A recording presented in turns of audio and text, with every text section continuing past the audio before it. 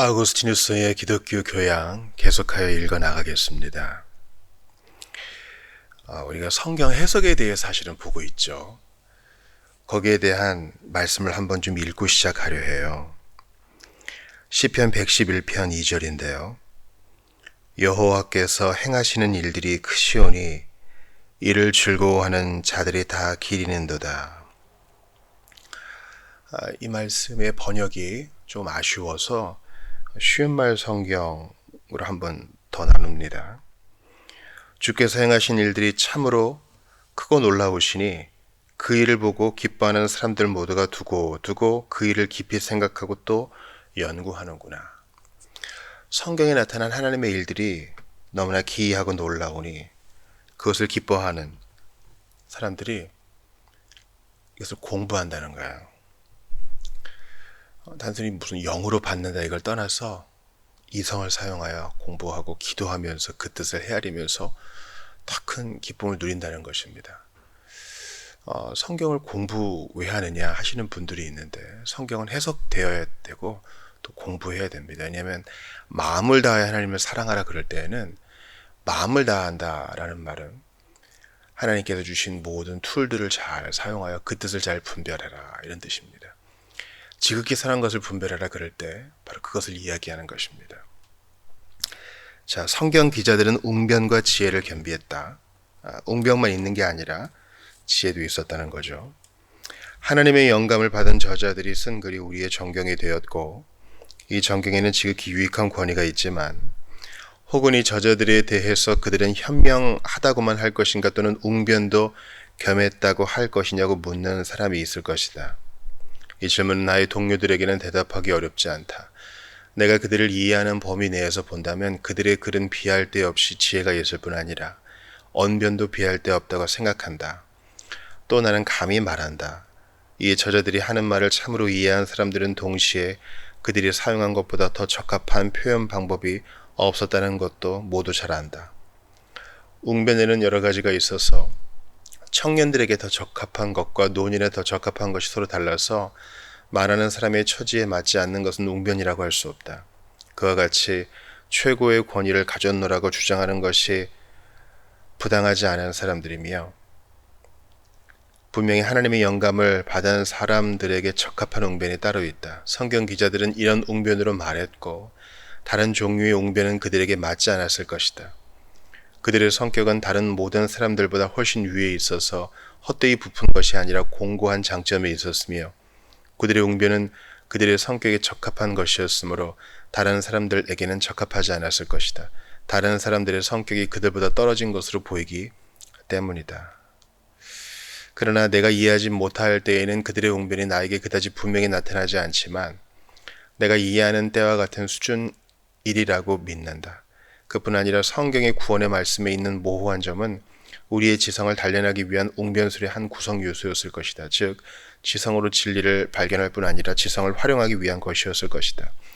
아우구스티누스가 아주 솔직하게 얘기하죠. 내가 이해하지 못할 때에는 아우구스티누스는 믿는 거예요. 하나님의 영으로 영감받아 쓴 하나님의 말씀이니까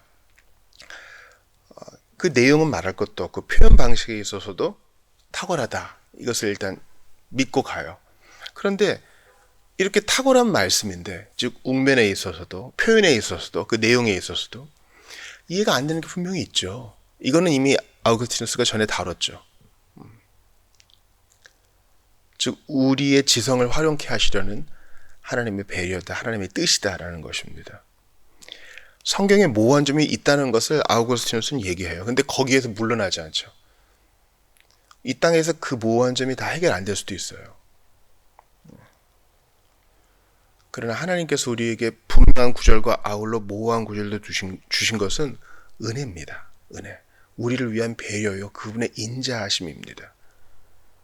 아마 일평생 나의 기도에는 이게 끊이지 않을 거예요. 주여 이게 무슨 뜻이옵나이까. 일단 저도 돌아오는 주일 고린도후서 4장을 전해야 되는데 끙끙대고 있어요. 참 설교자가 은혜 없다. 탁 보면 말씀이 나와야지. 맞아요. 일단 본문을 읽는 것 자체로 은혜가 되죠. 그러나 성도들과 그리고 이 컨텍스트, 이 상황을 아우르면서 가장 우리에게 맞는 뜻이 무엇입니까? 또 웅변의 표현에 대해서도 고민해야 되죠. 예화가 필요하다면 어떤 것이 있겠습니까? 또 어떤 전달 방법을 써야 되겠습니까? 하나님께서는 우리를 계속 훈련시키세요. 성경 전체를 통해서. 그러니까 나는 이해하기 쉬운 것만 볼 거야 하게 되면 이단이 됩니다. 그렇게 성경 편집하다가 첫 번째 이단이 탄생했잖아요. 내게 이해가 안 되는 본문이라도 받아들이며 주여 말씀하옵소서 주의 종이 듣겠나이다. 이 자세로 나아가는 게 중요합니다. 우리의 성경 기자들보다 자기들의 말 솜씨가 우수하다고 자찬하는 사람들이 있다. 어법이 장엄해서가 아니라 과장되어 있기 때문이다.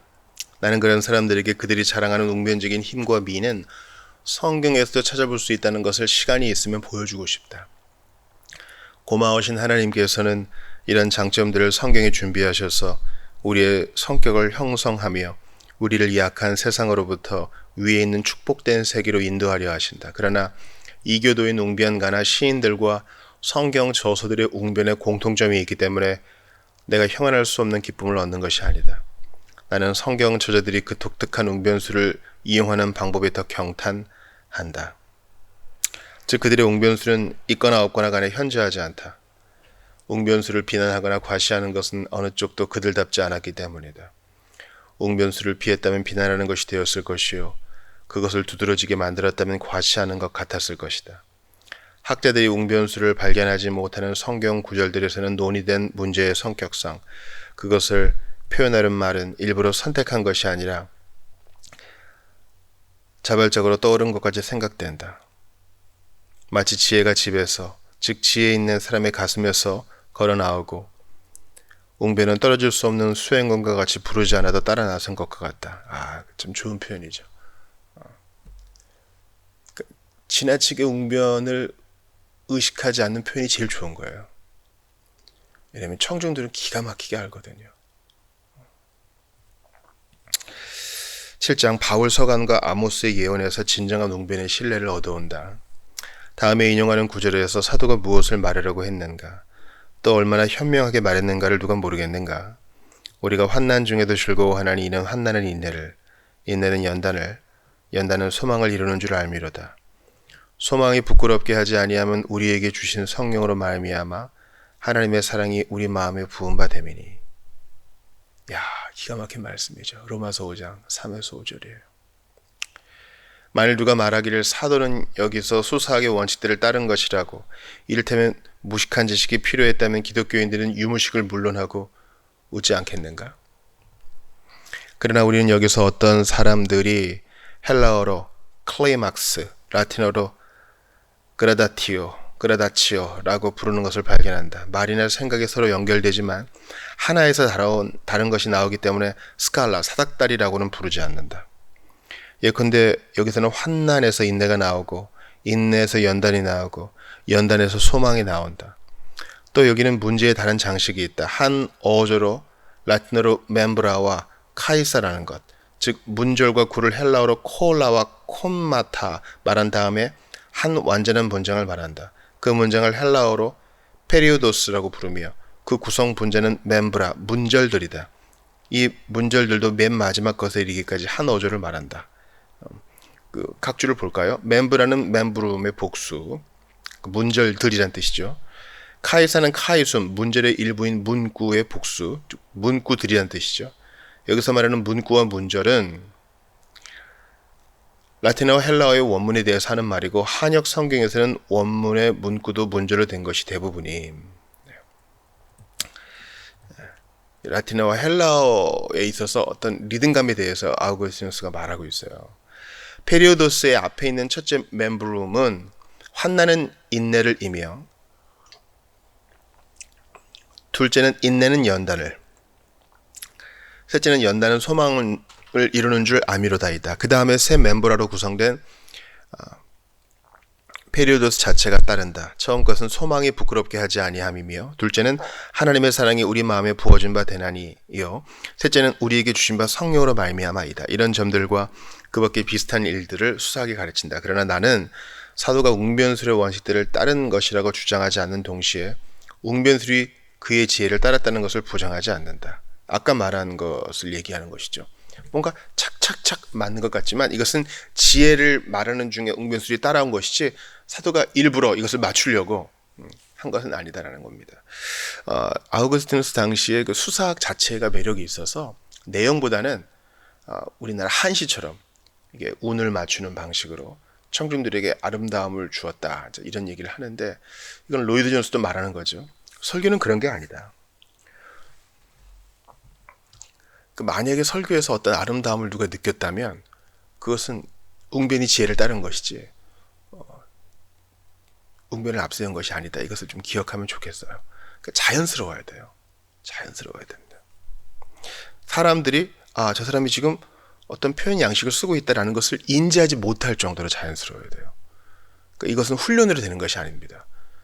결국은 여러분 설교와 설교자를 한번 읽어보셔야 되는데 그 내용과 메시지에 푹 빠져야 돼요. 그리고 성령께서 주시는 자유로움이 있어요. 거기에 맡겨야 됩니다. 웅변수를 의식하게 되면 뻣뻣해집니다. 그리고 그 뻣뻣해지면 청중들도 알아요. 뭔가 자연스럽지 않다 이런 거예요. 메시지에 온전히 흠뻑 적셔져야 돼요. 고린도 후서에서 그는 어떤 거짓 사도들을 논박한다. 그들은 유대인으로서 사도들을 회방했기 때문에 그는 부득이 자기에 대해서 말했다. 그는 자기가 하는 말을 어리석은 짓이라고 하지만 그 말은 얼마나 지혜로우며 얼마나 웅변적인가. 그는 지혜가 그의 인도자요 웅변이 수행원이다. 아멘. 그는 지혜를 따르며 웅변이 따라오는 것을 멸시하지 않는다. 그는 말한다. 내가 다시 말하노니 누구든지 나를 어리석은 자로 여기지 말라. 만일 그러하더라도 내가 조금 자랑할 수 있도록 어리석은 자로 받으라. 내가 말하는 것은 주를 따라 하는 말이 아니요 오직 어리석은 자와 같이 기탄없이 자랑하노라. 여러 사람이 육신을 따라 자랑하니 나도 자랑하겠노라. 너희는 지혜로운 자로서 어리석은 자들을 기쁘게 용납하는구나. 누가 너희를 종으로 삼거나 잡아먹거나 빼앗거나 스스로 높이거나 뺨을 칠지라도 너희가 용납하는도다. 나는 우리가 약한 것 같이 욕되게 말하노라. 그러나 누가 무슨 일에 담대하면 어리석은 말이나마 나도 담대하리라. 그들이 히브리인이냐? 나도 그러하며. 그들이 이스라엘인이냐? 나도 그러하며. 그들이 아브라함의 후손이냐? 나도 그러하며. 그들이 그리스도의 일꾼이냐? 정신없는 말을 하거니와 나도 더욱 그러하도다. 내가 수고를 넘치도록 하고 옥에 갇히기도 더 많이 하고 매도 수없이 맞고 여러 번 죽을 뻔하였으니 유대인들에게 40에 하나 감한 매를 5번 맞았으며 3번 태장으로 맞고 1번 돌로 맞고 3번 파선하고 일주일을 깊은 바다에서 지냈으며 여러 번 여행의 강의 위험과 강도의 위험과 동족의 위험과 이방인의 위험과 시내의 위험과 광야의 위험과 바다의 위험과 거짓 형제 중의 위험을 당하고 또 수고하며 애쓰고 여러 번 자지 못하고 줄이며 목마르고 여러 번 굶고 춥고 헐벗었노라. 이 외의 일은 고사하고 아직도 날마다 내 속에 눌리는 일이 있으니 곧 모든 교회를 위하여 염려하는 것이라. 누가 약하면 내가 약하지 아니하며 누가 실족하게 되면 내가 애타하지 아니하더냐. 내가 부득불 자랑할진대 내가 약한 것을 자랑하리라. 심사숙고하는 사람이라면 이런 말씀이 얼마나 많은 지혜가 들어있는지를 안다. 그리고 깊이 잠든 사람이라도 여기에 흐르는 웅변을 느끼지 않을 수 없을 것이다. 고린도후서는 사도 바울의 가장 개인적 감정을 많이 담고 있는 책이죠. 이 안에 있는 웅변과 또 그 지혜가 또 얼마나 놀라워요. 저는 그런 얘기 종종 들어요. 대학에서 교양을 배울 때에도 문학으로서 성경을 존중한다 하시는 교수님들도 봤고요.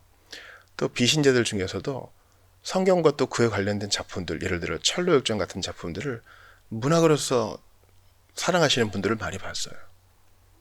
부디 그들의 눈이 열려서 그 표현 양식 안에 있는 깊은 보화도 발견할 수 있게 되기를 바랍니다.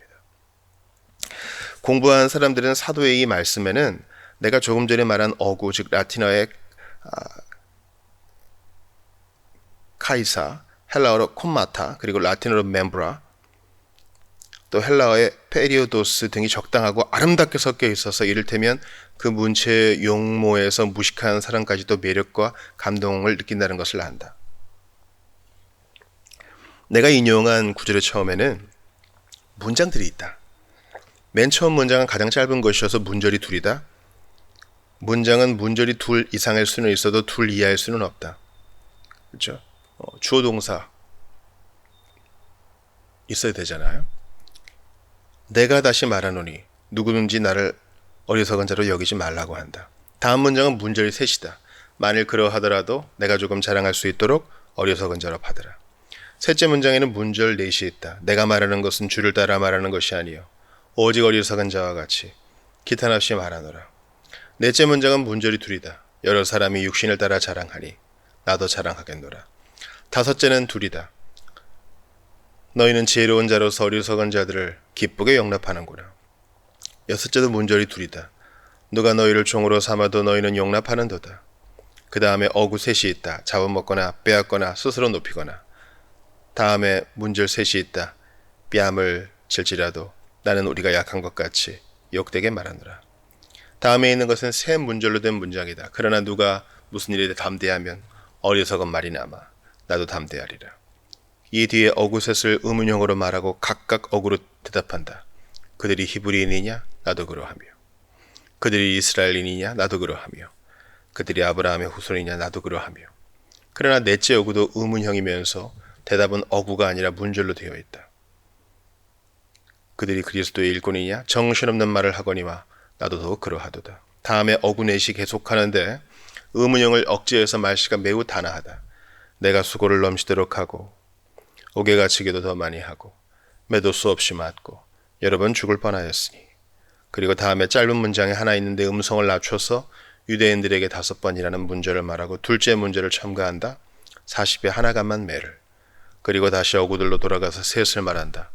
3번 태장으로 맞고 1번 돌로 맞고 3번 파손하고 다음에 문절 하나가 나온다. 일주일을 깊은 바다에서 지냈으며.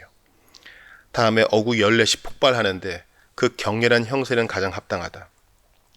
여러분 여행하면서 강의 위험과 강도의 위험과 동족의 위험과 이방인의 위험과 시내의 위험과 광야의 위험과 바다의 위험과 거짓 형제 중의 위험을 당하고 또 수고하고 있으며 여러분 자지 못하고 주님의 목마르고 여러 번 굶고 춥고 헐벗었노라. 그 다음에 새 문절로 된 문장이 온다. 이외에 이런 고사하고 아직도 날마다 내 속에 눌리는 일이 있으니 곧 모든 교회를 위하여 염려하는 것이라. 여기에 묻는 어조로 두 문절을 첨가한다. 누가 약하면 내가 약하지 아니하며 누가 실족하게 되면 내가 애타지 아니하더냐. 결국 마치 숨이 찬 것 같이 이 구절 전체를 두 문절로 된 문장으로 끝을 맺는다. 내가 부득불 자랑할진대 내가 약한 것을 자랑하리라. 그리고 내가 아무리 감탄해도 오히려 부족할 아름다움과 즐거움이 이 글에 있다. 즉 사도는 이렇게 감정을 폭발시킨 후에 자기도 쉬고 독자도 쉬게 한다. 그러기 위해서 아주 조그만 이야기를 한다.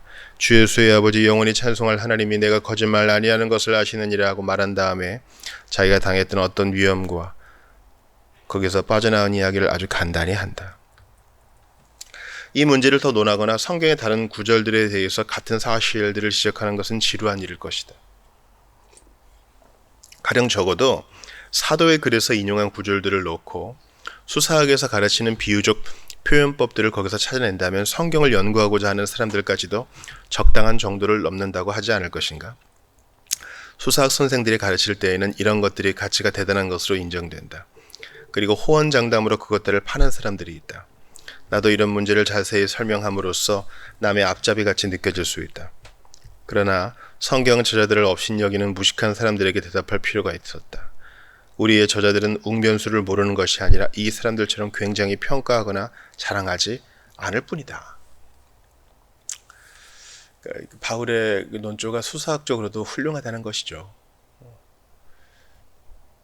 내가 사도 바울의 글을 선택한 것은 그가 위대한 웅변가였기 때문이라고 생각하는 사람이 있을는지 모른다.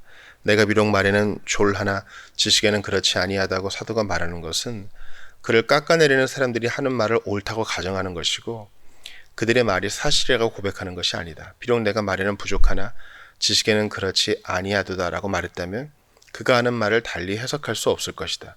그는 자기에게 지식이 있다는 것을 분명히 주장했다. 지식이 없다면 이방인의 교사가 될 수 없겠기 때문이다. 그리고 우리가 인용한 글이 있는 그의 서신들은 그의 원수들까지도 인정한 것이다. 그들은 사도에 대해서 그 몸으로 대할 때에는 약하고 그 말도 시원하지 않다고 하면서도 그 편지들은 무게가 있고 힘이 있다고 했기 때문이다. 그래서 나는 선지자들의 웅변에 대해서도 말해야 될 줄로 안다. 그들의 말씀에서도 은유적 문체로 여러 가지 일이 가려 있으며 완전히 가려진 것 같을수록 밝혀냈을 때에 더욱 기쁘다. 그러나 여기서 택하려는 것은 그 내용을 반드시 설명할 필요가 없고 그 문체만을 추천한다. 또 내가 택하신 선지자는 전직의 양치는 목자였던 사람이다. 양을 치다가 부르심을 받아 하나님의 백성들에게 예언을 하도록 파견되었노라고 한다. 그 아모스가 선지자로 부름받기 전에 목동이었잖아요. 그러나 나는 70인역을 따르지 않겠다. 그들은 성령의 인도를 받으면서 번역한 사람들이었지만 독자의 주의를 인도해서 영적 의미를 탐구하게 만들 목적으로 어떤 구절은 고친 것 같다. 그래서 히브리 성경과 70인역이 다른 것이 있죠. 그러면 이제 꼭 각주가 나오는데 자세히 볼 필요가 있어요.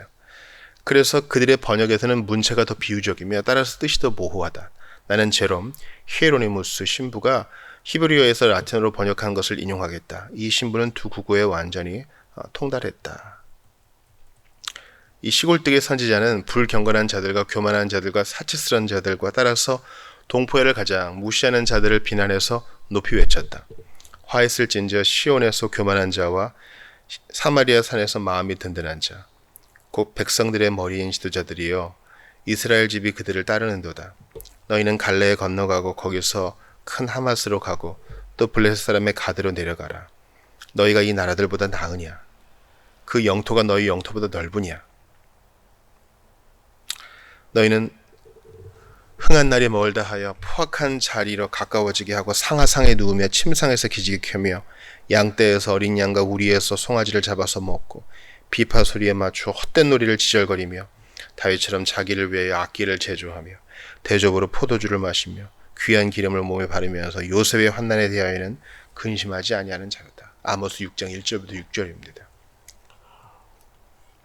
자기들은 유식하고 변설이 능하다고 하며 우리의 선지자들을 무식하고 언변이 없다고 멸시하는 사람들이 이와 같은 뜻을 이와 같은 사람들에게 전달할 의무가 있었다면 어느 점에서나 이런 다른 표현을 썼을 것인가? 적어도 정신 이상자처럼 날뛰는 것을 피하려는 사람들이라면 어떻게 했겠는가?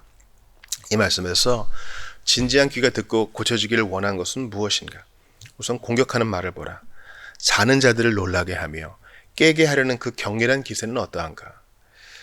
화했을진지어 시온에서 교만한 자와 사마리아 산에서 마음이 든든한 자, 곧 백성들의 머리인 지도자들이요 이스라엘 집이 그들을 따르는도다 라고 한다. 다음에 하나님은 은혜로 많은 영토를 주셨건만 그들은 그 은혜를 저버리고 우상을 숭배하는 사마리아 산을 의지한다고 한다. 너희는 갈레에 건너가고 거기서 큰 하마스로 가고 또 블레셋 사람의 가드로 내려가라.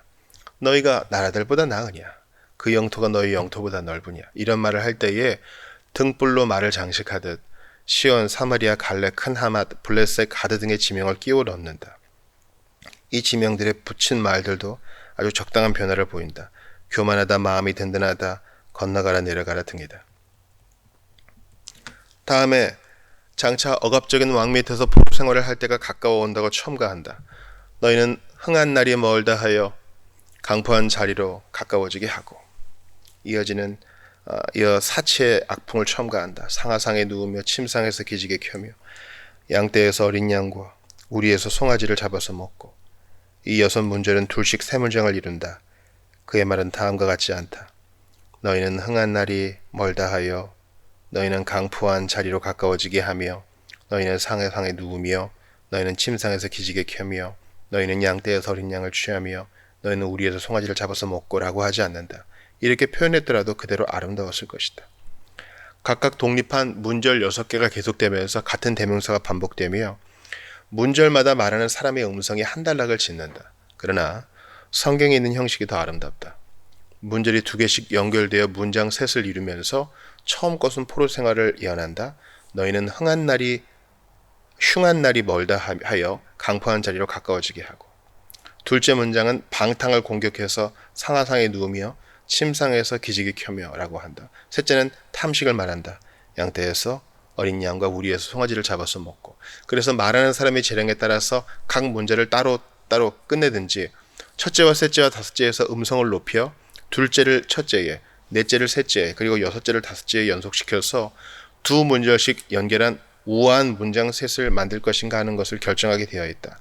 한 문장은 임박한 국가적 비극을, 다음 문장은 방탕한 침상을, 셋째는 사치한 식탁을 그리는 것이다. 다음에 선지자는 청각의 즐거움을 추구하면서 사치에 빠졌다고 비난한다. 비파에 맞추어 노래를 지질거리며 라고 말하고서 현인들이 음악을 지혜롭게 즐길 수 있음을 생각해서 비난 공격의 흐름을 멈추고 놀라운 말솜씨로 그들을 상대하지 않고 그들을 비판해서 현인들의 음악과 방탕자들의 음악을 구별해야 한다는 것을 보인다. 그래서 너희는 비파에 맞추어 헛된 놀이를 지혈거리며 다윗처럼 자기를 위하여 악기를 제조한다고 생각한다 하지 않고 먼저 그들을 상대로 방탕자들이 들어서 마땅한 말을 한다. 즉 너희는 비파에 맞추어 노래를 지혈거리며 라고 한다. 그 다음에 다른 사람들을 상대로 그들에게는 음악의 기술도 없다고 알려준다. 즉 다윗처럼 자기를 위하여 악기를 제조하노라고 생각하였으며 대접으로 포도주를 마시며 귀한 기름을 몸에 바르느니라고 한다. 이 세 문절은 처음 두 문절에서 음성을 높이고 끝 문절에서 정지한다. 그런데 맨 마지막에 있는 문장은 요셉의 환난을 인하여는 근심하지 아니하는 자로라 한다. 이것을 한 문절로 발음할 것인가 또는 두 부분으로 나누어 앞에서 음성을 높이고 뒤에서 낮출 것인가. 어느 쪽도 놀랍게 아름답다. 즉 형제들의 환난을 인하여는 근심하지 아니하는 자로라 하지 않고 형제 대신에 요셉을 말한다. 형제들에게 해를 받고도 선으로 갚아주어서 특출한 그 개인을 말함으로써 형제들 전체를 대표한다. 사실 나는 형제들 전체 대신에 요셉을 말한 이 화법이 내가 배워서 가르치던 수사학의 원칙인지를 알 수 없다. 교수인 자기도 처음 보는 화법이라는 거예요. 그러나 알고 있는 사람에게는 이 화법이 여기서 얼마나 아름다우며 얼마나 호소하는 힘이 있는가 스스로 느끼지 못하는 사람에게는 설명을 해도 무익하다. 수사학 교수도 찬탄하게 할 성경의 표현이라는 거죠. 내가 인용한 이 구절에는 웅변술의 원칙들에 관련된 다른 점들도 있을 것이다.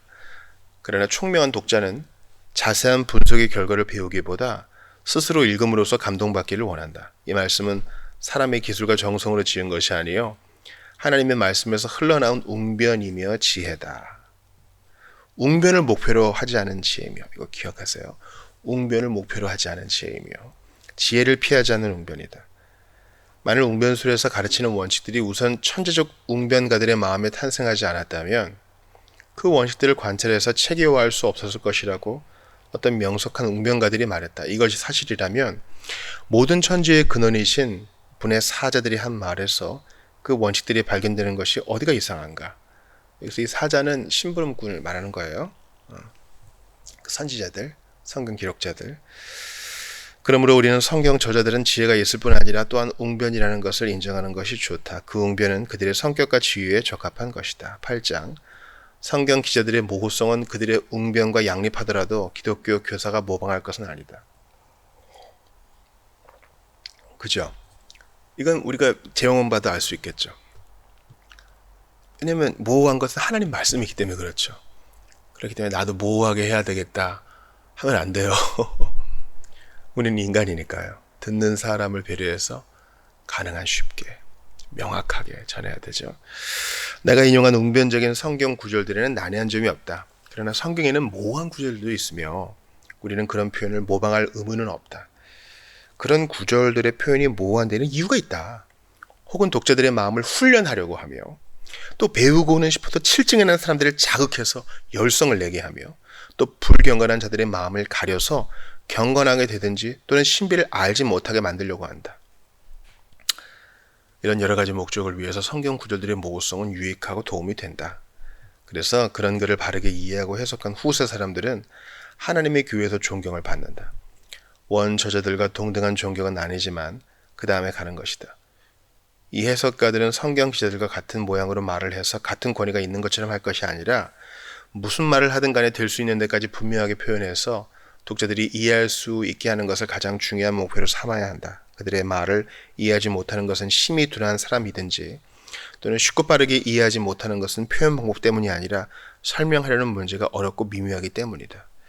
여기서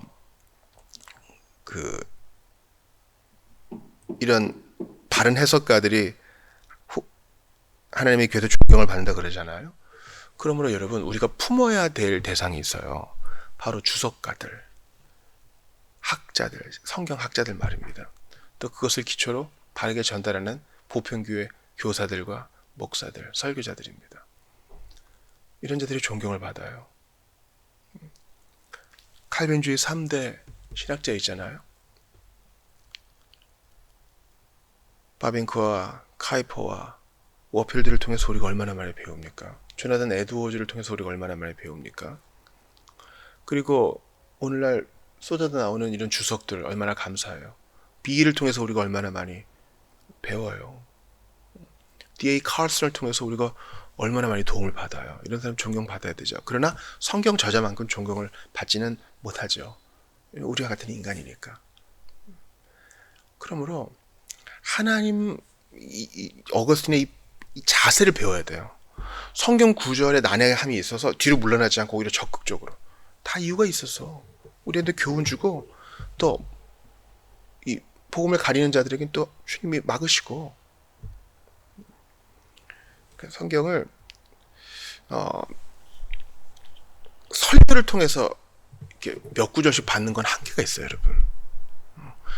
목사님 나 주일에 교회 오는 것만도 대단한 줄 아세요? 이렇게 생각하시는 분이 있다면 큰일 나신 거예요.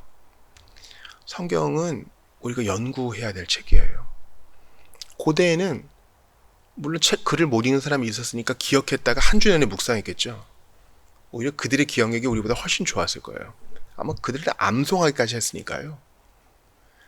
근데 우린 다 책이 있잖아요. 책을 봐야 돼요. 그리고 묵상하고 연구하고 다른 책들도 참고해야 돼요. 왜냐하면 고대와 지금을 똑같이 생각할 수 없어요. 그때에 없었던 그 편리들이 우리에게 다 주어졌거든요. 툴들이 너무 많아요. 근데 그걸 활용 안 하면 이것도 해명해야 될 문제 중 하나라고 봐요. 하나님은 우리에게 이성과 이해와 추론을 사용하라고 명하셨는데 말이죠. 그래서 부족한 저의 이야기를 하는 것을 용서하십시오. 설교를 준비할 때 저한테 있는 자료는 일단 다 보려고 합니다. 어떨 땐 너무 힘들어요. 내가 이런 자료를 쓸 수는 없어도 볼 수는 있잖아요. 그리고 이것은 바른 꼴을 만들어내기 위한 하나의 작업 중 하나일 뿐입니다. 전체 작업 중 하나예요. 그러니까 이 해석을 위해 수고한 모든 이들에게 감사하면서 이걸 부지런히 활용해야죠. 준비도 안 하고 강단에 서는 자는 칼빈이 말한 것처럼 크게 혼날 것입니다. 그러니까 설교자들, 교사들을 위해 기도해 주시고 학자들을 위해 기도해 주세요. 난해한 구절들은 어떻게 또 누구와 논할 것인가? 성경의 어떤 구절은 해석하는 사람이 아무리 길고 분명하고 웅변적으로 설명해도 그 고유의 힘대로 이해되지 않으며 또는 이해되더라도 아주 어렵게 이해된다. 이런 구절들은 일반 사람들 앞에 결코 제시해서는 안 된다. 이게 이제 어거스틴의 목회적 마음이에요. 학자연 하느라고 난해 구절들을 막 제시하는데 여러분 우리 회중들은요 어떻게 생각하세요? 대부분이 주일에 겨우 와요. 뭐 금요기도회 하시는 교회도 있겠고 수요 모임 하시는 분도 있겠고 새벽기도회 하시는 분들도 다 있을 거예요. 대부분의 성도들이 주일에 겨우 와요. 어떤 분이 그러더라고요. 공간을 넓혔대요. 공간을 넓혔는데 찬양팀 좀 일찍 오고 대부분 다 10시 50분에서 11시 사이에 오고 또 나머지 대부분은 또 예배 시작하고 오고 이런답니다. 물론 이런 것이 좀 더 좋아져야죠. 다 일찍 와서 기도를 시작하면 얼마나 좋겠어요. 그러나 이런 현상은 아마 대부분 계속될 거예요. 제가 드리고자 하는 말씀은 이거예요. 대부분의 성도들이 수고하고 무거운 채로 예배 시간에 맞춰오는 것도 사실 대단한 거예요. 그러면 거기엔 방문자도 있겠고 상심환자도 있겠고 훈련자도 있겠고 사명자도 있겠죠. 그러나 공통된 특징이 있으니 다 복음을 들어야 돼요.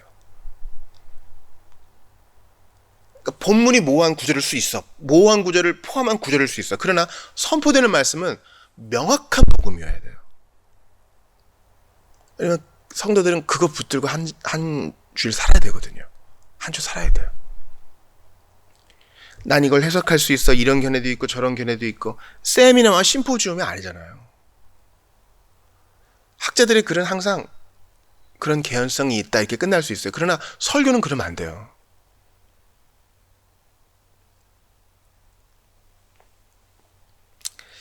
그래서 이런 구절들은 일반 사람들 앞에 결코 제시돼서는 안 된다라는 것은요, 아예 숨길 수는 없죠. 그러나 이걸 중심으로 해서 한 주일에 한 번 예배드리는 사람들한테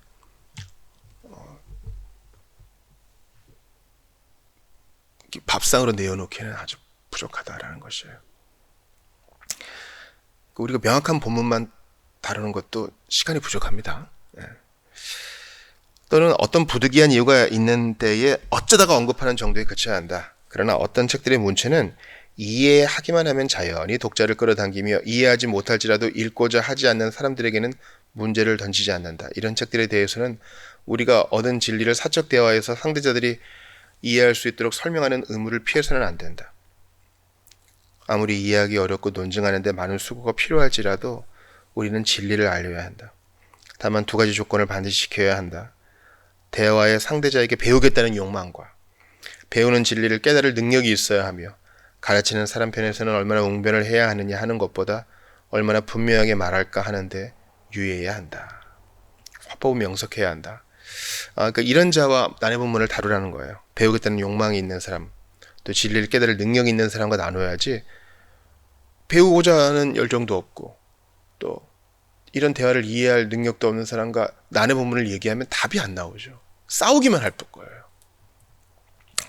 자, 그런데 전하고자 하는 뜻을 분명히 표현하려고 세련된 말을 등한시하며 듣기 좋게 말하는 것도 경시하는 때가 있다. 그래서 어떤 저자는 이런 화법을 주의 깊은 무관심이라고 한다.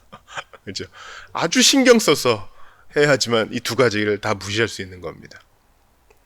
그러나 장식을 제거한다고 해서 야비한 말이 되는 것이 아니다. 훌륭한 교사들은 이해하도록 가르치기를 열망하기 때문에 순수한 라틴어를 써서는 뜻이 모호하게 되지 않을 수 없을 경우에 유식한 사람들을 따라서 모호하게 되기보다 무식한 사람들을 따라 모호한 점이 없는 통속적인 화법을 써야 한다. 시장의 언어를 쓰는 것을 부끄러워하지 말라는 거죠. 우리의 즉 라틴어 성경 번역가들이 Non congregabo conventicula eorum de sanguinibus 시편 16편 4절 70인역에서 나는 피의 전제를 위하여 저희 회중을 모으지 않으리라 한 것은 라틴어에서 피라는 말은 단수로만 쓰지만 여기서 복수로 쓰는 것이 전하려는 생각을 표현하기 위해서 중요하다고 느꼈기 때문이었다. 그렇다면 경건을 가르치는 교사가 무식한 청중을 대했을 때에 오스라는 말을 청중의 오사의 단수로 생각하지 않고 오라의 단수로 생각할 염려가 있으면 아프리카 사람들은 모음의 장단을 얼른 알아듣지 못하기 때문에 오스 대신에 오숨을 쓰지 않을 까닭은 무엇인가? 듣는 사람이 이해하지 못하게 된다면 순수한 말에 무슨 이점이 있는가? 그렇죠. 그래서 우리가 성경을 발음할 때 조심해야 될 부분이 우리말에도 존재하죠. 예를 들어 다른 일을 나보다 낮게 여기고 할 때 낮게도 또는 더 좋게도 그 낮게도 발음이 같게 들리잖아요. 낮추어 본다의 낮게와 높게 본다의 낮게가 같이 들리니 표현할 때 시장의 언어, 더 일상적인 언어를 쓰면 좋겠죠. 나보다 더 좋고 나보다 더 탁월한 사람이라고 표현할 수도 있잖아요. 이해시키기 위해서 말하는 것인데 청중이 이해하지 못한다면 말하는 것 자체가 무익한 짓이다. 그러므로 교사는 가르치지 못하는 말을 전적으로 피한다. 순수하고도 뜻이 분명한 말이 있으면 그 말을 우선 쓸 것이며 그런 말이 없거나 그 순간에 생각이 나지 않아서 찾을 수 없으면 완전히 순수하지 않더라도 전하려는 내용을 틀림없이 전하며 또 이해시키는 말이 있다면 그런 말을 쓸 것이다. 우리가 아는 말을 이해시키기 위해서 이렇게 할 필요가 있다는 입장을 우리는 고수해야 한다. 한 사람이나 몇 사람을 상대로 한 담화에서뿐 아니라 공개적인 연설에서는 더욱 그렇다. 담화에서는 누구든지 질문을 할 수 있지만 한 사람의 말을 모든 사람이 들으려 하고 모든 얼굴이 그 한 사람만 주시하고 있을 때에 청중의 어느 한 사람도 자기가 이해하지 못하는 점을 질문한다는 것은 관례도 아니고 예의도 아니다. 그렇기 때문에 연사는 물을 수 없는 사람들을 도와주는 데 특히 유의해야 한다. 대중연설의 특징이 있죠. 설교도 마찬가지고요. 중간에 질문이 허용되지 않아요. 왜냐하면 연사가 그 주제와 방향이 때문에 쭉 가기 때문에. 로이드 존슨은 오히려 이게 더 필요하다고 얘기하죠. 책 읽기와 설교의 청취가 다른 점이 이것이다. 책은 마음에 안 들면 딱 덮어버리잖아요. 그러나 설교는 그 시간에는 거기 있어야 되니까 보통은 거기 있죠. 그러니까 각종 의문과 저항을 품고 끝까지 가다가 결론에 이르면 그제서 해결되는 거예요.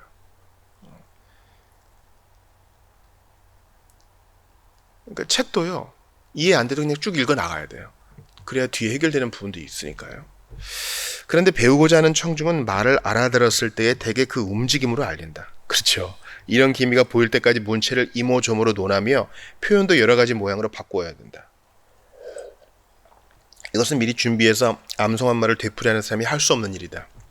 그러나 자기의 말이 이해되었다는 것이 확실하게 되면 곧 말을 그치든지 다른 제목으로 넘어가야 한다. 사람들이 배우고자 하는 점에 대해서 빛을 던져주면 청중은 즐거워하지만 이미 잘 알고 있는 문제를 길고 자세하게 이야기하면 실증이 나게 된다. 특히 어떤 구절의 난해한 점을 제거하는데 청중의 주의가 집중되었을 때 그렇다.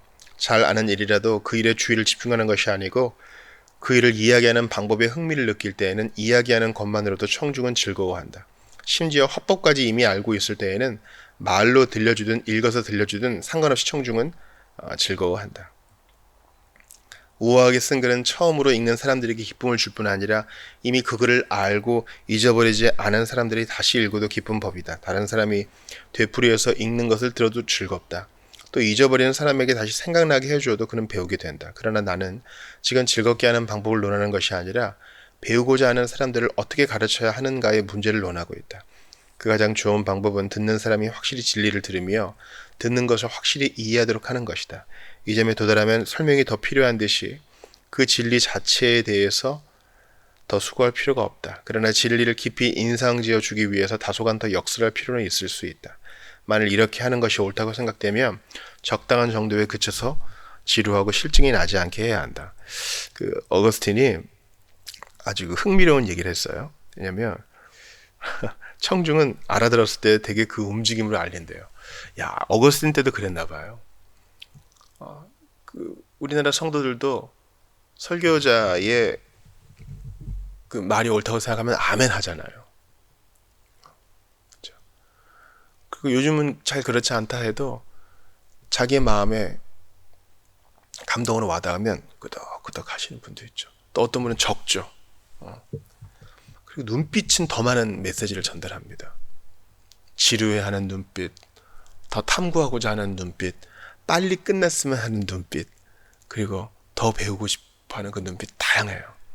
이 모든 것을 캐치해서 단순히 준비한 것을 녹음기처럼 틀어내는 설교자가 아니라 그 상황을 캐치해서 그 순간 성령께 도움을 의지하며 가장 적합한 표현 방식으로 적당하게 주제를 다루는 것이 설교자의 역량입니다. 기독교의 교사는 분명히 말해야 하지만 줘야 해서는 안 된다. 가르치려는 사람의 웅변은 특히 사람들이 싫던 것을 좋아하게 만들거나 피하던 일을 싫어하게 만드는 데 있지 않고 모호한 것을 밝혀주는 데 있다. 그죠? 제대로 해설해야 돼요. 그러나 이렇게 할 때 화법이나 문체가 우아하지 못하면 열성이 있는 몇 사람에게 혜택을 줄 뿐이다. 이런 사람들은 배우고자 하는 것이 아무리 조잡한 모양으로 표현되더라도 거기는 상관하지 않고 배우고 깨닫기만 하면 그것으로 즐거운 양식을 얻었다고 생각한다. 말보다 말 속에 있는 진리를 사랑하는 것이 우수한 지능의 한 특징이다. 우리가 열고자 하는 것을 열 수 없다면 금으로 만든 열쇠가 무슨 소용이 있는가? 닫힐 것을 열자는 것이 우리의 목적인데 나무로 만든 열쇠라도 열기만 하면 반대할 것이 없지 않은가? 그러나 학습과 음식에는 유사점이 있으므로 먹지 않고는 살 수 없는 그 음식도 대다수의 구미에 맞도록 풍미를 더해야 한다. 그래서 이 화법이 줘야 한 이들이 있어요. 시장의 언어를 쓰는데 너무 시장의 언어들로만, 시장의 언어라고 다 천박한 것은 아니지만 다 천박한 언어들로만 반말을 하고 욕을 하고 강조해서 아주 드물게 쓸 수는 있겠으나 계속 줘야 한 어법을 쓰게 되면 난 내용으로 좋게 하는 자들도 힘들 수 있어요. 가급적 둘을 맞춰야 됩니다. 즉 지혜의 내용이 적합한 표현에 담겨 있어야 돼요. 웅변가의 목적은 가르치며 즐겁게 하며 감동을 주는 것이라고 키케로는 말했다. 이 점에서 가장 중요한 것은 가르치는 것이다. 아까 얘기했죠. 해설하는 것이라고요. 모호한 것을 밝히는 것이 가장 중요한 건데 이게 기관차가 돼서 나가야지 이 감동을 주고 즐겁게 하는 게 기관차가 되면 엉망이 되는 것입니다. 따라서 웅변가는 가르치며 즐겁게 하며 설득하도록 말을 해야 한다고 어떤 웅변가가 한 말은 옳다. 그런데 덧붙여서 가르치는 것은 필요한 일이요, 즐겁게 하는 것은 아름다운 일이요, 설득하는 것은 한 승리다라고 했다.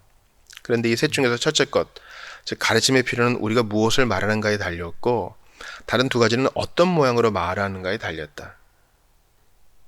가르칠 목적으로 말하는 사람은 자기가 하는 말이 이해되기까지는 할 말을 해내라고 생각해서는 안 된다. 자기가 이해한 것은 말했겠지만 이해하지 못한 상대자에게는 말을 했다고 할 수 없다. 만일 상대가 이해했다면 어떻게 말했든지 간에 그는 할 말을 한 것이다. 그러나 웅변가의 목적이 즐겁게 하거나 설득하려는 것이라면 자기의 생각을 아무렇게나 표현해도 좋은 것이 아니라 말하는 방법이 중요하다. 듣는 사람의 주의를 놓치지 않으려면 즐겁게 해주어야 하는 것과 같이 그의 행동을 재촉하려면 설득해야 한다. 그를 즐겁게 하려면 이쪽에 하는 말이 매력이 있고 우아해야 한다.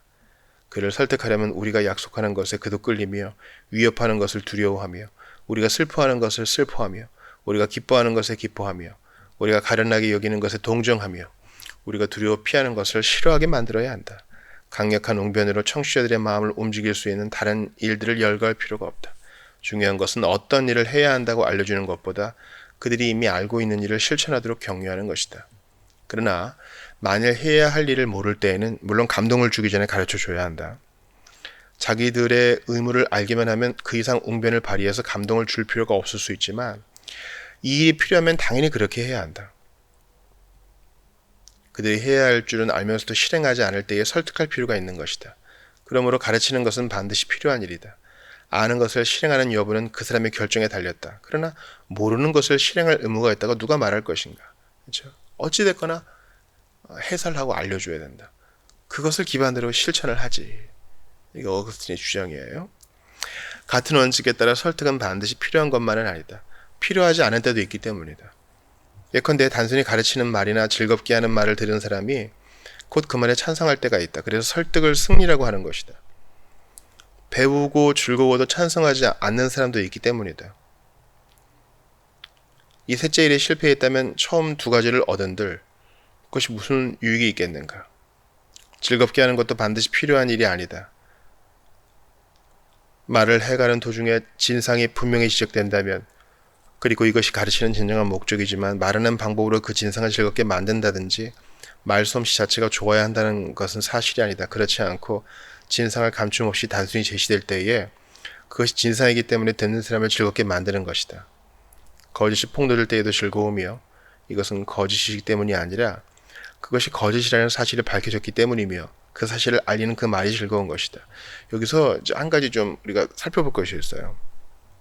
같은 원칙에 따라 설득은 반드시 필요한 것만 아니다. 자, 연설, 즉 설교의 목적이 가장 중요한 것이 모호한 것을 밝히는 거라 그랬어요.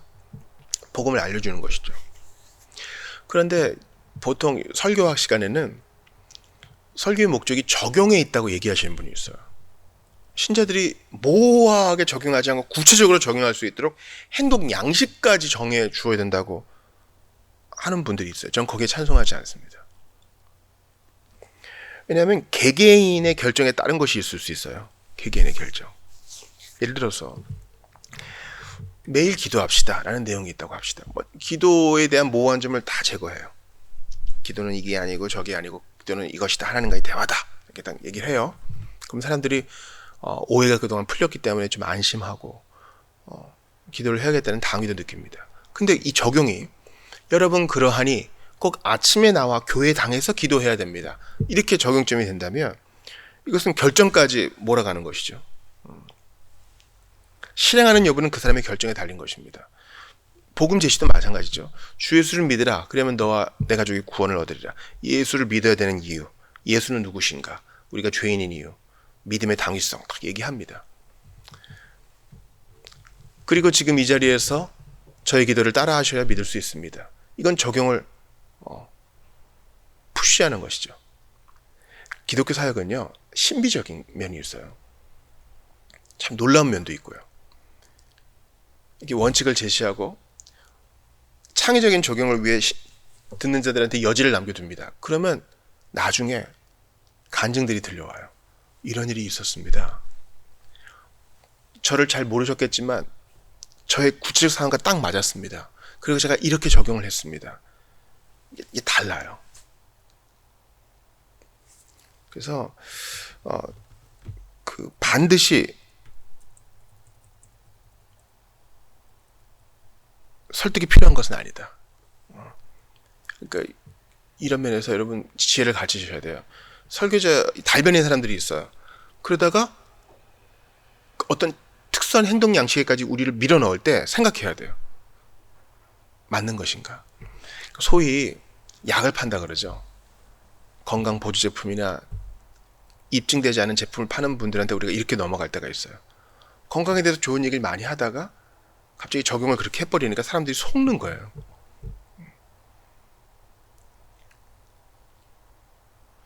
그러므로 하나님의 성령께서는 우리가 가진 모호한 것을 밝히는 그 일을 통해서 창의적으로 일을 해나가셔요. 이 말은 적용을 하지 말라는 뜻 아니에요. 권면을 할 수는 있겠죠. 기도할 때는 아침이 좋습니다. 그러나 반드시 첨언해야 돼요. 그러나 하나님의 부르심 따라 하십시오. 저는 아침에 기도하는 것을 권하겠습니다. 그러나 그러지 않은 분도 계실 수 있다는 것을 압니다. 13장 봅시다. 듣는 사람은 배울 뿐 아니라 감동받아야 한다. 즐거운 담화가 아니면 진리가 제시돼도 기뻐하지 않는 까다로운 사람들이 있기 때문에 웅변술에서는 즐겁게 말하는 법을 중시하게 되었다. 그러나 어떤 완고한 사람들은 교사가 하는 말을 이해하고 즐겼으면서도 그 말에서 유익을 얻지 못한다. 진리를 인정하고 웅변을 기뻐하면서도 그 진리에 찬성하지 않는다면 무슨 유익이 있겠는가? 그렇죠. 바울한테 오늘은 그냥 가라 하는 것과 똑같죠. 헤롯도 그랬죠.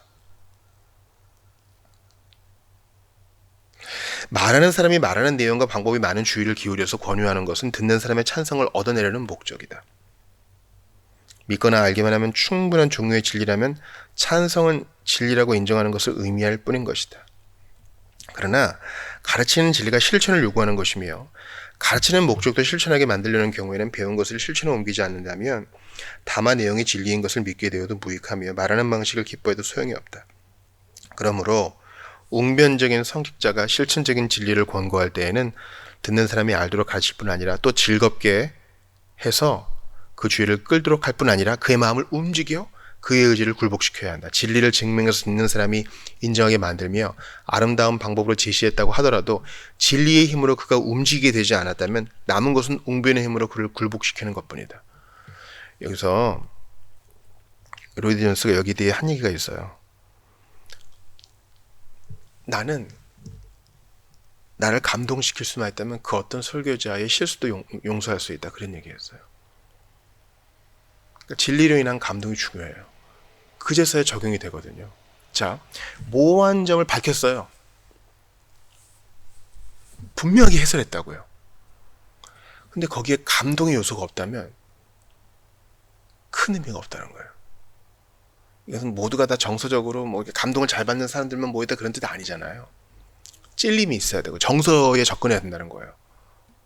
기쁨이 있어야 되고 호소가 있어야 되고 죄를 밝혀주고 그리스도의 탁월함에 열망하게 해주며 이게 포함되어야 됩니다. 그러니까 분명히 진리가 기관차가 돼야 돼요. 근데 첫 번째 객차는 감동이라는 객차가 되어야 됩니다. 바른 지식이 감동과 묶여있지 않으면 적용과 실천은 요원한 일이 돼요. 표현의 아름다움은 내용과 조화되어야 한다. 이건 계속 반복되었죠. 우리가 여기서 말하는 표현의 아름다움을 위해서 많이 노력한 사람들이 있지만 우리는 그것을 모방하기보다 피하고 배척해야 한다. 악하고 비굴한 사람들이 대단한 웅변으로 악하고 비열한 짓을 권장했다. 독자의 찬성을 얻으려는 것이 아니라 읽고 즐기라는 것이다. 그러나 선지자 예레미야가 유대인들의 회당에 대해서 말한 것과 같은 일이 하나님의 교회는 없도록 해주시기를 바란다. 이 땅에 무섭고 놀라운 일이 있도다. 선지자들은 거짓을 예언하며 제사장들은 그것을 박수갈취하며 내 백성을 그것을 좋게 여기니 그 결국에는 너희가 어찌하겠느냐. 오 웅변술이여, 순수할 때에 더 무서우며 알찬 내용일 때에 더욱 파괴적이다. 확실히 그것은 반석을 쳐서 부스러뜨리는 방망이다. 하나님 자신이 그의 거룩한 선지자들을 시켜서 전하게 하신 말씀을 예레미야를 시켜 이렇게 비유하셨다. 그러므로 우리 사이에서는 제사장이 거짓 선지자에게 박수갈채를 보내거나 백성이 그것을 좋게 여기는 일이 없기를 바란다.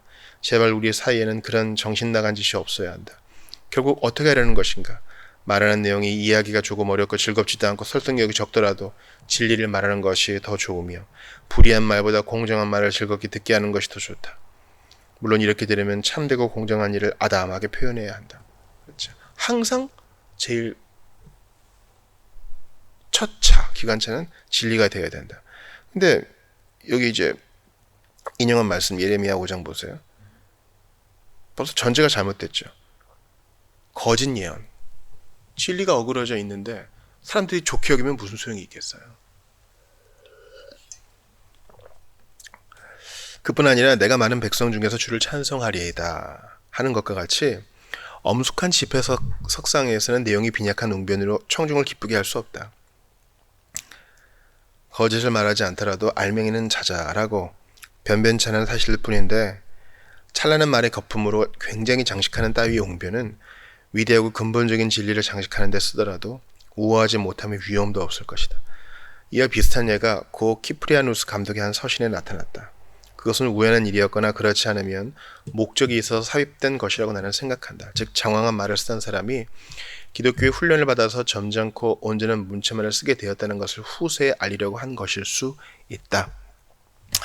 그 후에 그의 서신에서 보는 문체는 읽는 사람이 곧 경탄하며 열심히 추구하지만 쉽게 습득하지 못하는 것이다. 그는 전에 한 곳에서 다음과 같은 글을 썼다. 우리는 이 거처를 찾자. 이웃이 한적하여 여기 은신처를 제공한다. 덩굴의 새 가지들이 뻗어나와 서로 얽히고 흔들리면서 받쳐주는 갈대밭 가운데를 기어가며 풍성한 잎사귀가 위를 가리워 덩굴의 주랑을 이루었다. 이 글은 놀랍게 유창하며 언사가 풍부하고 화려하다. 그러나 너무 찬란해서 진지한 사람들에게는 기쁘지 않다. 이런 문체를 좋아하는 사람들은 이런 문체를 쓰지 않고 더 침착한 문체를 쓰는 사람들은 피해야 된다고 판단하기 때문이 아니라 쓸 줄을 모르기 때문이라고 생각한다. 그래서 이 거룩한 사람은 자기가 그런 문체를 쓸 수 있다는 것을 한번 보여주고 다시는 쓰지 않음으로써 그 문체를 선택하는 것이 아님을 알린다. 기독교의 교사는 설교를 하기 전에 기도해야 된다. 아멘. 그러므로 기독교의 교사는 언제든지 공정하고 거룩하고 선한 일만을 말해야 하는 동시에 듣는 사람이 이해하며 즐기며 순종하도록 전력을 다해야 한다. 그리고 이 목적이 성공한다면 그것은 웅변적인 재능의 덕분이 아니라 경건한 기도 때문이라는 것을 의심해서는 안 된다. 아멘. 따라서 그는 말을 하기 전에 상대할 사람들과 자기를 위해서 기도해야 된다. 그리고 입을 벌리려고 할 때에 하나님을 향해서 목마른 영혼을 들어올려 자기가 쏟아내려는 것을 마시며 나눠주려는 것으로 자신이 우선 충만해야 한다. 믿음과 사랑에 관한 제목은 어느 것이든지 할 말과 말하는 방법이 많은 것이므로 어느 특정 순간에 우리가 무엇을 말하며 청중이 무엇을 들어야 하는지를 모든 사람의 마음을 아시는 하나님 이외에 누가 알겠는가? 또 우리와 우리의 말을 그 손에 쥐고 계신 분 이외에 누가 우리가 마땅히 해야 하는 말을 올바른 방법으로 말하도록 만들 수 있는가? 그러므로 알기를 원하며 또 가르치기를 원하는 사람은 가르칠 일을 모두 배워야 하며 또 성직자로서 합당한 언변도 받아야 한다. 그러나 말할 시간이 온 때에는 주님의 말씀을 회상하는 것이 경건한 마음에 더 합당한 태도다. 어떻게 또 무엇을 말할까 염려하지 말라. 그때 너희에게 할 말을 주시리니 말하는 이는 너희가 아니라 너희 속에서 말씀하시는 자 곧 너희 아버지의 성령이시니라. 그러면 그리스도 때문에 박해자의 손에 넘겨진 사람들의 마음속에서 성령께서 이와 같이 말씀하신 즉 무슨 까닭에 배우기를 원하는 자들에게 그리스도의 말씀을 전하는 자들의 마음속에서도 말씀하시지 않겠는가. 그죠? 일단은 잡혀갔을 때 이렇게 해주신다는 거죠. 그러나 어거스틴은 이것을 확장합니다. 전하는 자들에게도 즉 일상에서 전도하고 또 교회에서 설교하고 소그룹에서 가르치는 자들에게 주님이 주의 성령께서 이렇게 해주신다는 것이죠. 참 놀라운 말씀입니다. 오늘 우리가 지금 여기까지 볼 터인데요. 어거스틴을 통해서 기독교 교양, 어떤 교양 있는 사람이 갖춰야 될 덕목을 배우는 게 아니라 성경과 성경 해석에 대해서 봅니다. 진리가 제일 중요하다. 그리고 감동도 중요하다. 헛되이 문체나 언변으로 사람을 설득하거나 값싼 적용으로 나아가게 해서는 안 된다. 다양한 것을 보았습니다. 그리고 성경은 그 지혜와 즉 그 내용과 문체에 있어서 온전하다라는 것을 보았습니다. 이것을 우리가 배웠으니 실제로 접하면서 이제 확인해 나가야 되겠죠. 실제 본문을 펴서 보시면서 그렇구나. 그 말씀 한 절 한 절이 내 맘에 교훈되도다. 그렇습니다. 하나님의 말씀은 빛이고 아름다움이에요. 맛도 너무 좋은데 플레이팅도 완벽해요. 하나님 말씀이 이러하니 우리가 모든 지혜를 다하여 연구하고 또 아름답게 표현하여 한 영혼 죽게 인도해 갑시다. 이 아름다움에 매료됩시다. 이 지혜의 내용에 경탄합시다. 주님을 찬양합시다. 그리고 기도합시다. 주여 밝히 전하게 하시고 밝히 듣게 하시옵소서. 그리고 내 안에 계신 성경 까닭에 창의적으로 적용하고 용감하게 실천할 수 있도록 도와주시옵소서. 십자가에 달리시고 부활하신 주 예수 그리스도의 형이 우리를 도우실 줄 믿습니다. 기도하고 마치겠습니다. 말씀을 주신 하나님 감사합니다. 성경을 허락하신 주님 감사합니다. 전에는 눈이 가리워져서 이 아름다움과 탁월함을 보지 못했습니다. 이제 알게 하시니 배우고 익힌 대로 전하게 하시옵고 기도하게 하시오며 주여 복음을 부끄러워하지 않게 하소서. 이 아름다운 복음의 말씀을 내가 먼저 향유하며 지인들에게 전하며 교회를 위해 기도하는 우리 모두가 될 수 있도록 도와주시옵소서. 진리 자체가 중요한 줄 압니다. 진리에 사로잡힌 우리 형제자매들 다 될 수 있도록 도와주시옵소서. 살아계신 주의 성령님, 나의 주 나의 하나님, 저희를 도와주셔서 이 말씀에서 어긋나지 않도록 도와주소서. 뉴스와 신문과 기사와 다른 미디어는 많이 보는데 정작 성경에 있어서는 빈곤한 사람 되지 않도록 은혜를 더하여 주시옵소서. 우리 구주 예수님 이름으로 기도드리옵나이다. 아멘.